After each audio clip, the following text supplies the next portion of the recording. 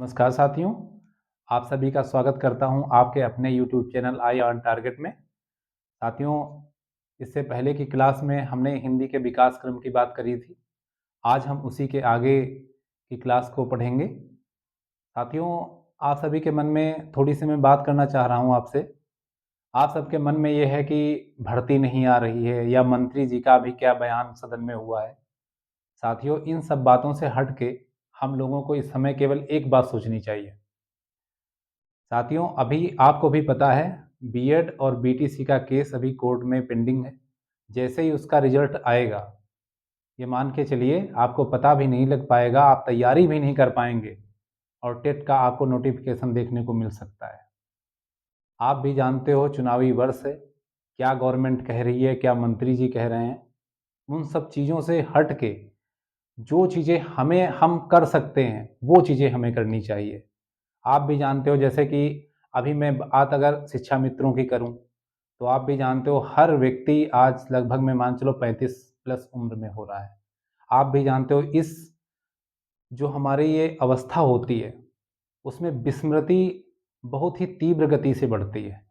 तो जो अब हम ये मान के चलिए जितना भी टेट पास शिक्षा मित्र है, अगर वो चाहता है कि हमें अगली भर्ती में कुछ करना है, अपने लिए अपनी नौकरी अर्जित करनी है, तो अभी से अगर हम और तो मामले चलते रहेंगे, मंत्री जी बोलेंगे, वो बोलेंगे, सब कुछ ठीक है, लेकिन जो हमारा अपना कर्म है अगर हम थोड़ा थोड़ा लेकर चलते रहे तो हम अपनी आगे की जो हमारी परीक्षा है उसकी तैयारी हम करते रहेंगे। साथियों, समय समय पर हम आपको ये जो भी भर्ती से संबंधित या जो भी चीज़ें हैं शासन प्रशासन में, आप तो जानते हो हमारा आना जाना रहता ही है, वो सब हम आपको अवगत कराते रहेंगे। लेकिन इस समय जो हमारा अपना कर्म है उस पर हमको ध्यान देना है और हम आप साथ साथ एक तरह से छोटी छोटी चीज़ों को लेकर एक रिवीजन के तहत हम आप अपनी तैयारी को एक अच्छी दिशा में ले जाते हैं।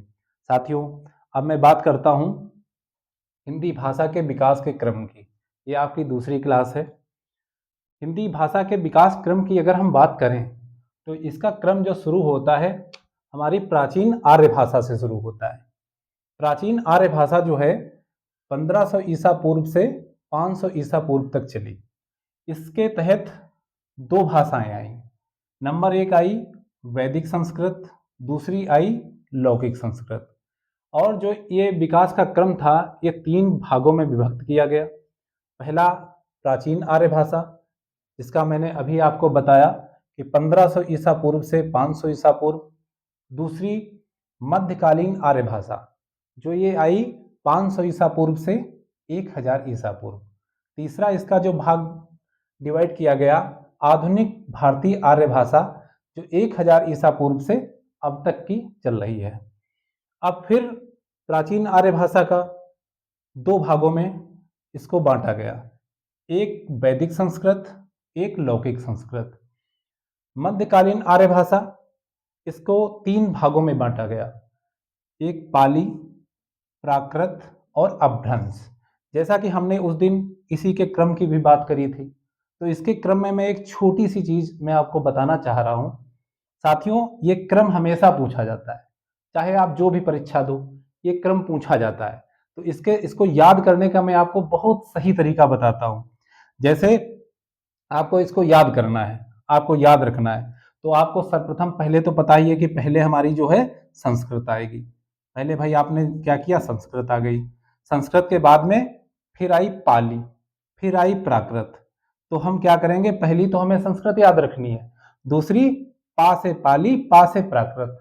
अब क्या हुआ, पा पा एक जगह आ गए, ठीक है, ये हमें याद रखना है।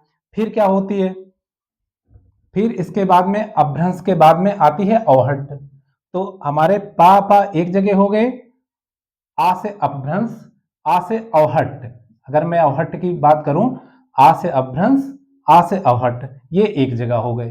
तो हमें कितना आसान है, हम इस तरह से इसको ध्यान में अपने रख सकते हैं।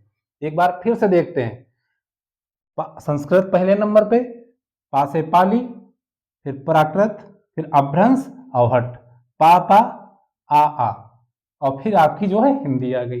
तो कितना आसान है, इस तरह से हम इस चीज को याद रख सकते हैं। अब हम बात करते हैं दूसरी बात, कि मध्यकालीन आर्य भाषा, जैसा कि अभी मैंने बताया 500 ईसा पूर्व से 1000 ईसा पूर्व में 3 भाषाओं का उदय, जैसे पाली, प्राकृत, अपभ्रंश। आधुनिक भारतीय आर्य भाषा जो कि 1000 ईसा पूर्व से अब तक चल रही है, इसको जो ये भाषा कितने भागों में बटी, इसी से आपकी बंगला भाषा बनी, आपकी उड़िया भाषा बनी, असमिया भाषा बनी, मराठी बनी, गुजराती बनी, पंजाबी बनी और सिंधी बनी। ये हमारा भाषा का जो है एक क्रम हुआ, जो हमारी भाषा का विकास हुआ इस तरीके से हुआ। अब हम बात करते हैं कि जैसे कि कुछ प्रश्न हैं जो आमतौर से परीक्षाओं में हमेशा पूछे जाते हैं।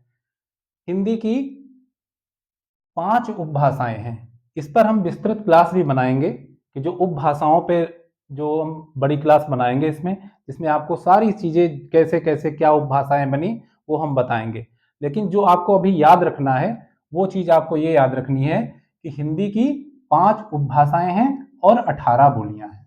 ये हम सबको ध्यान रखना है कि 5 उपभाषाएं, अगर प्रश्न आता है कि हिंदी भाषा की कितनी उपभाषाएं हैं, तो हमारी 5 उपभाषाएं हैं और हमारी 18 बोलियां हैं। और एक प्रश्न जो ज्यादातर परीक्षाओं में पूछा जाता है, हिंदी किस भाषा परिवार का भाग है? हिंदी जो है ये भारोपी जो भाषा है, भारोपी भाषा परिवार का भाग है, मतलब परिवार का भाग है। और मैं अगर भारोपी की बात करूं तो भारोपी में जो विश्व में 42% लोग भारोपी भाषा बोलते हैं और हमारे भारत में 73% लोग भारोपी भाषा का प्रयोग करते हैं। और एक प्रश्न और भी कभी बड़ी बड़ी परीक्षाओं में भी पूछा गया है कि प्राकृत जो भाषा है इसका पाणिन किसको कहा जाता है? तो जो हमारे हेमचंद्र जी हैं इनको प्राकृत भाषा का पाणिन कहा जाता है। अब जैसे हिंदी की मैं बात करूं कि सर्वप्रथम अमीर खुसरो ने भाषा या भाखा के स्थान पर हिंदी शब्द का प्रयोग किया। जो हमारे अमीर खुसरो, जो हमारे जो कवि थे, आप सभी लोग जानते हो इनको, तो इन्होंने भाषा या भाखा के स्थान पर हिंदी शब्द का सर्वप्रथम प्रयोग किया।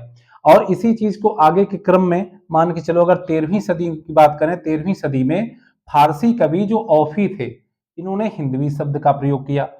16वीं सदी में जायसी ने हिंदवी का प्रयोग किया। फिर 18वीं सदी में जब अंग्रेजों का आगमन हुआ तो उन्होंने हिंदी को हिंदुस्तानी शब्द दिया। फिर इसके बाद में कुछ और भी हिंदी भाषा की अगर बात करें, हिंदी भाषा शब्द की अगर बात करें तो कुछ और चीज भी निकल के आती है। जैसे हिंदी शब्द का जो विकास हुआ है वो सिंधु नदी के पे हुआ है। सिंधु नदी, जिसपे ईरानी लोग सिंधु नदी को हिंदू कहते थे। सिंधु नदी से हिंदू पड़ा, और हिंदू से फिर क्या हुआ? हिंद हुआ। हिंद में फिर जो ई प्रत्यय है, फारसी भाषा के संबंध कारक से ई प्रत्यय लगा के हिंदी भाषा का नाम हिंदी पड़ा।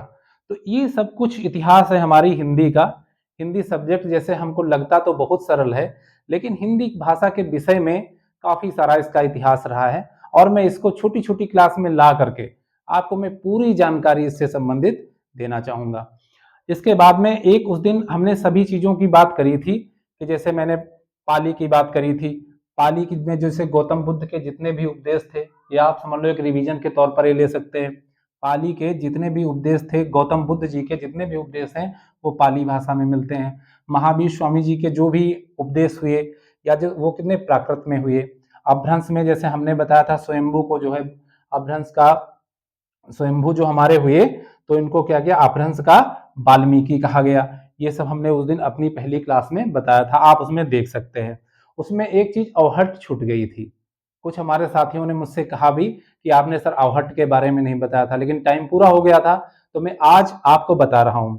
जो अवहट हमारी भाषा थी, अवहट को हम अपभ्रंश और अवहट का इसके बारे में अगर हम बात करते हैं थोड़ी देर के लिए, कि जैसे अवहट है तो अपभ्रंश का जो है परिवर्तित रूप है।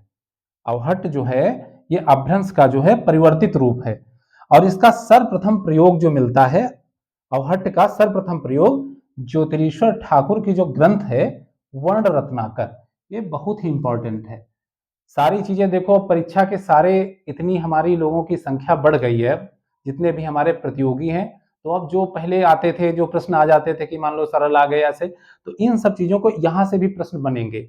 आप इस चीज़ में जैसे जो भी ये प्रश्न है, आपको पीसीएस में ले लो या जो भी बड़ी परीक्षाएं ले लो, ये आपको देखने को मिलेंगे। तो जैसे आपने उन चीज़ों को, इन प्रश्नों को आपने देखा, इनको सबको आप नोट भी कर सकते हैं या अभी आप इसका स्क्रीनशॉट ले लेना। और ये बहुत ही महत्वपूर्ण प्रश्न है। यहाँ से कहीं कोई हिंदी से मान के चलो बाहर प्रश्न जाना ही नहीं है। तो आपको फिर से मैं एक बार रिपीट कर रहा हूं, जो अवहट्ट का सर्वप्रथम प्रयोग हुआ वो ज्योतिरेश्वर ठाकुर का ग्रंथ जो है वर्ण रत्नाकर में हुआ है।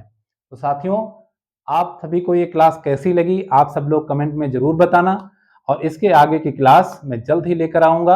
आप बस धीरे धीरे अपनी जो पढ़ाई की गति को धीरे धीरे कछुए की चाल से चलते जाइए, और रोज थोड़ा थोड़ा अगर आप पढ़ोगे, आप एक बात खुद सोचिए, हमें परीक्षा में कितने प्रश्न आते हैं भाई? करने तो 150 ही होते हैं। अगर हमने एक दिन में 2 प्रश्न ही तैयार कर लिए, बता हमारे 2 वही आ जाएं। और मैंने आपको हिंदी की मैं गारंटी लेता हूं, आप बस ऐसे ही पढ़ते जाइए, कोई भी प्रश्न आपका कहीं से बाहर होना ही नहीं है। और अन्य सब्जेक्ट जो हैं उस पर भी मैं वीडियो बनाऊंगा। हम लोग धीरे धीरे अपना पढ़ते जाएंगे और रिवीजन करते जाएंगे। आप लोग कमेंट बॉक्स में जरूर बताना कि आपको ये क्लास कैसी लगी। नमस्कार।